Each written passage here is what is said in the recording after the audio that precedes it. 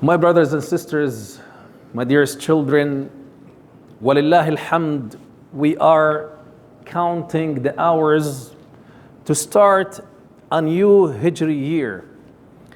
In a few days, the month of Dhul Hijjah will be finished. The month of Muharram will be starting. And that by itself is something worth reflection for us as Muslims. Because the end of a Hijri year that was concluded with ta'at and ibadat in the month of Hajj, and the beginning of a new Hijri year with a month that is so significant in the calendar of the Muslim Ummah, and with its meanings worth exploring, so that the new generation who's growing in the Muslim Ummah, seeing and watching what is happening not only to Muslims but to humans all over the globe we're living in the context of the Hijrah, which represents hope to the Muslim Ummah. We know that Hijrah did not happen on the beginning of Muharram. Yet when Umar ibn al-Khattab radiyallahu anhu was consulted on on which we would be adopting the Persian calendar or the Roman calendar, and he indicated neither one of those, but rather we will be adopting our own calendar, which represents our own identity. And he chose the Hijrah of the Prophet sallallahu alaihi wasallam to be the benchmark of the birth of the hope in the hearts and the minds of the followers of this beautiful deen. And that's not a coincidence, because Umar al-Khattab, the one who represented the hikmah, he knew what it means. He knew what the Hijrah means to us as an ummah. It means that Allah Azza wa Jal is the one who's taking care of His deen. Allah is the one who's taking care of His deen. Allah is the one who's orchestrating the details of humans. And He also applies His sunan principles throughout the history of mankind. When the Prophet sallallahu alaihi wasallam was persecuted in Mecca, he had gone through a lot for the first 10 years of the da'wah. He felt there is no hope. Quraysh is so dominating. The whole world around him is living in chaos. Humans at that time were living under the aggression of two superpowers that have exhausted literally humans living on earth. Humans were looking for the intervention of the sky. Humans were looking forward for a breakthrough. And that breakthrough was the Hijrah of the Prophet sallallahu alaihi wasallam to Medina. When it became so dark, when it became so bleak, to the point that Allah Azza wa Jal captured the magnitude and the difficulties and the darkness the Prophet was living in Mecca, when he said to us, وَإِذْ يَمْكُرُ بِكَ الَّذِينَ كَفَرُوا لِيُثْبِتُوكَ أَوْ يَقْتُلُوكَ أَوْ يُخْرِجُوكَ وَيَمْكُرُونَ وَيَمْكُرُ اللَّهُ وَاللَّهُ خَيْرُ الْمَاكِرِينَ. Historically speaking, the people of Quraysh got to the stage where they felt that things getting out of their own hands. They need to do something. They just could not know what it is. With the mighty power of Quraysh, they were not able to prevent the Prophet sallallahu alaihi wasallam from spreading this nur of hidayah to the people around him. Those who were hungry for a new ideology that can change their life, not only among the poor and the disputed, not only among the slaves, but even among the rich and the most powerful and influential in Mecca. They were looking for a new ideology. They were not able to stop it. They were not able to prevent it from reaching out to people, so they gathered in their own club of evil planning, Baytul Nadwa, and they came up with ideas. Let's capture him, imprison him in his home, and prevent him from going outside and reaching out for people. And as Allah Azza wa Jal and as the ahadith indicated to us, that Shaitan represented himself as a wise man coming from outside Mecca, attending this serious matter, not only for the people of Quraysh in Mecca, but for the people in the Arabian Peninsula, because they felt the impact of this on their lives. And he said to them, that is not a good choice. You got to think of something different, because Quraysh or Bani Hashim have influence, and the followers of Muhammad sallallahu alayhi wasallam will be able to reach to him. He will be able to pass on the message to them in way or another. Then they said, let's kill him. And they said that Bani Hashim will be doing something to revenge for his killing or deport him. And then eventually they come up with this evil plan, which was endorsed by the Shaitan himself, to gather 40 young men from 40 tribes in Mecca, who will be taking their own weapons and attacking at the zero moment the Prophet sallallahu alaihi wasallam upon leaving his home. And Bani Hashim, the family of the Prophet sallallahu alaihi wasallam, will find no choice but to take the fidya, the compensation, as they're unable to fight all the tribes in Mecca. That's the evil plan that they came up with after so much discussions and planning with the assistance of Shaitan la'natullahi alayhi. When you look globally right now, you will see the same tactics are being used. There are people whom Allah Azza wa Jal described in the Quran their evil plans when He said, إن فرعون علا في الأرض وجعل أهلها شيعا يستضعف طائفة منهم يذبح أبناءهم ويستحيي نساءهم إنه كان من المفسدين. At the time of Pharaoh, who was the most influential person on earth at that time, because Egypt was the superpower, used that tactic to divide people to different classes.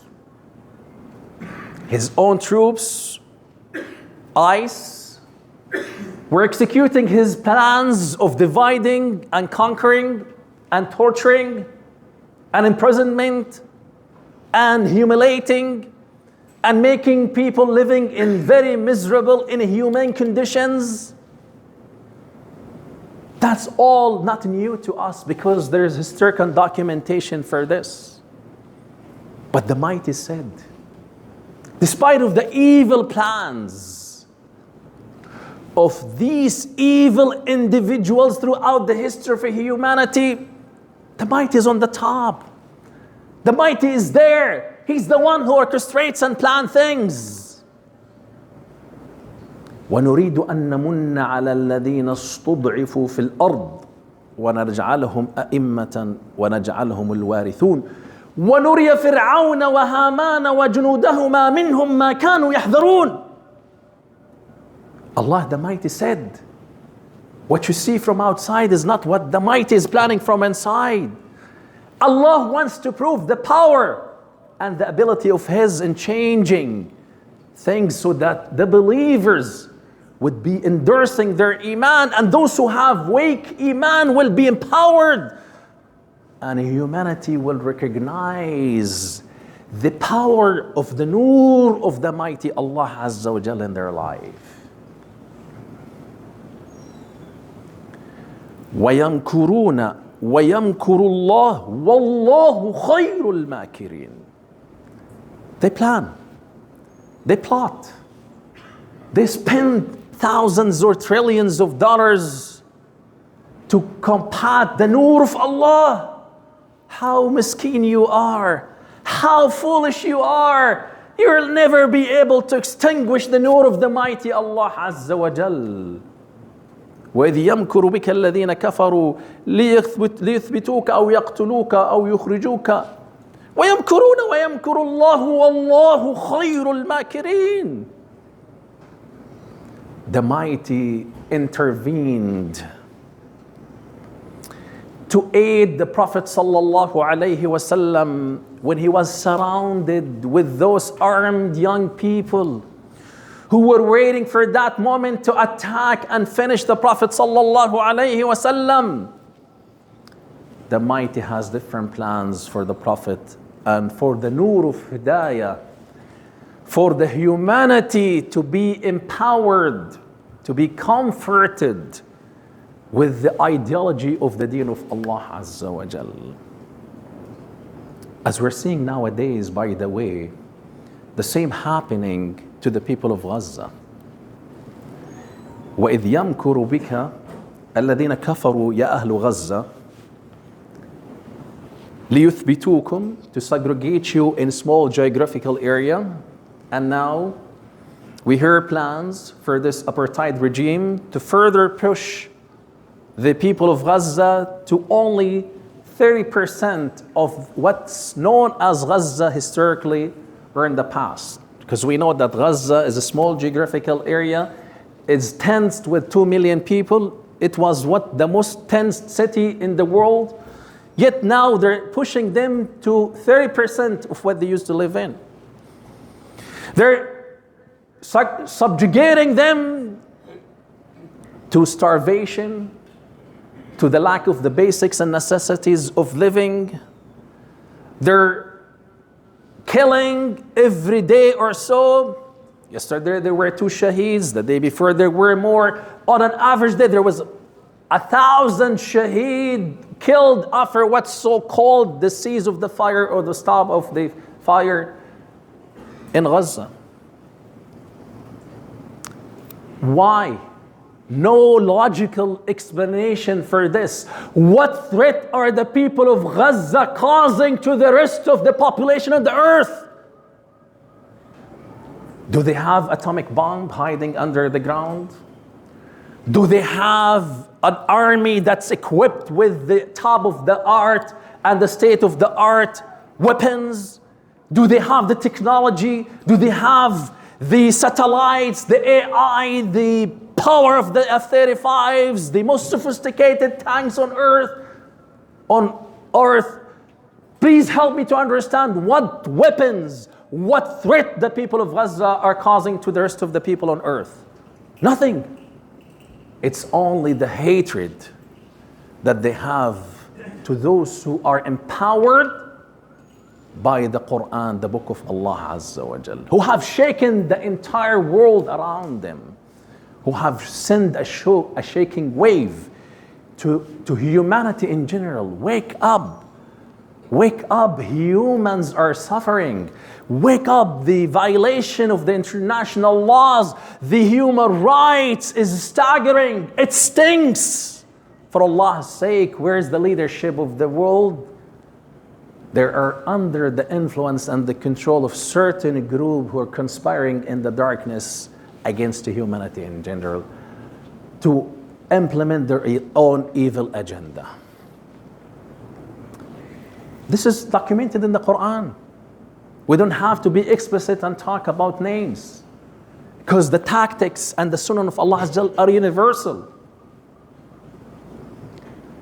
So we say to the people of Gaza, may Allah have rahmah on you. May Allah have rahmah on the people who are living in Al-Daffa, who are constantly being aggravated and subjugated to aggression and killing and sophistication of their lands and livelihoods of animal and trees, so that they will be evicted from their land. What's stopping the people of Gaza from saying, what can we do? The whole world is not doing anything. We just let's go outside, take care of our children. Where humans deserve living. No, they're saying we're rooted in this land because we believe that our steadfastness in this land is giving victory to Al-Masjid Al-Aqsa. The Prophet ﷺ was able to escape from that trap, the ambush that Quraysh planned for him. And he made his way out of his home while the rest of the people around him, those armed young men, were dozing and sleeping, because he recited unto them, وَجَعَلْنَا مِنْ بَيْنِ أَيْدِيكُمْ سَدًّا وَجَعَلْنَا مِنْ بَيْنِ أَيْدِيهِمْ سَدًّا وَمِنْ خَلْفِهِمْ سَدًّا فَأَغْشَيْنَاهُمْ فَهُمْ لَا يُبْصِرُونَ. He walked in front of them, he fooled them and put the sand on their heads as he's walking outside. Quraysh was furious. How dare they to stand under a war waged against them for 3 years with the massive power we have used, and they're still standing and they're still believing in the power of the mighty? Quraysh was able to trace the Prophet ﷺ and made it to the cave he was hiding in. Again, the mighty captured this. Allah Azza wa Jal said, إِلَّا تَنْصُرُوهُ فَقَدْ نَصَرَهُ اللَّهُ إِذْ أَخْرَجَهُ الَّذِينَ كَفَرُوا ثَانِيَ اثْنَيْنِ إِذْ هُمَا فِي الْغَارِ إِذْ يَقُولُ لِصَاحِبِهِ لَا تَحْزَنْ إِنَّ اللَّهَ مَعَنَا فَأَنزَلَ اللَّهُ سَكِينَتَهُ عَلَيْهِمْ وَأَيَّدَهُمْ بِجُنُودٍ لَمْ تَرَوْهَا وَجَعَلَ كَلِمَةَ الَّذِينَ كَفَرُوا السُّفْلَى وَكَلِمَةُ اللَّهِ هِيَ الْعُلْيَا وَاللَّهُ عَزِيزٌ حَكِيمٌ. Ya Allah, if the Muslim Ummah were to comprehend these ayat of the book of Allah Azza wa Jal. Quraysh with its mighty were standing on the door of the cave. The guy told them there's no other place than this cave or the sky. There's no third option. Muhammad is in the cave. Again, the mighty Allah Azza wa Jal blinded their sights. They were not able to see him. When Abu Bakr radiyallahu anhu whispered in the ears of the Prophet, Ya Rasulullah, if one of them were to look at the level of his own feet, he would see us. And the confident response of the believer in the mighty Allah Azza wa Jal was to him, Ya Abu Bakr, ما ظنك باثنين الله ثالثهما. What do you think of two? That the mighty is their third. If the Ummah were to believe that our empowerment, our integrity, our honor would be by counting on the mighty Allah Azza wa Jal while taking by the asbab as the Prophet ﷺ have done, then we would not be counting on those who humiliate us day and night and use our land and our own money to kill our own people. Then we would have integrity and stand for our own protection and aid the Muslims around the globe who are crying and screaming and shouting, Wa Mu'tasimah, and Mu'tasimah is in the grave. He is dead. So is the Muslim Ummah. Yet, Allah Azza wa Jal wants to demonstrate to us, to the new generation, to every single individual of us, that the hope of the power of Allah Azza wa Jal and the hope in the victory of Allah Azza wa Jal is happening. No matter what, and no matter how difficult things would get or how bleak the conditions would be, the mighty is going to reveal the victory, as he have aided the Prophet ﷺ when he left his home, as he have aided him and gave him the victory when he was in the cave, as he made Suraqa, who chased him to capture him and was saying, Ya Muhammad, peace, refuge, give me amnesty, Ya Muhammad. And as Muhammad sallallahu alayhi wa sallam said to Suraqa, Ya Suraqa, go back and tell them that you did not find us, and I promise you the two bracelets of Kisra. Kisra ibn Hurmuz, Ya Muhammad sallallahu alayhi wa sallam. Are you fooling me? You want to give me the bracelets of the most powerful person on earth at that time? And Suraqa was among the team or the army who conquered and liberated the people of of that region and was handed the two bracelets to fulfill the prophecy of the Prophet sallallahu alaihi wasallam. So we say to humanity in general, to humanity, to every individual who's being oppressed, to every person who's being discriminated against, to every person in any part of the world who's staying in imprisonment or being tortured or being interrogated or being killed, or his own family members being killed in front of his own eyes. Sabran ala Yasir fa inna maw'idakum al-jannah. Be patient because the victory of the mighty is coming, and it's coming very soon. Concluding my khutbah by saying to you, as you walked into this masjid, you saw the table outside. Justice for All is one of the advocacy group in our community that deserves our attention.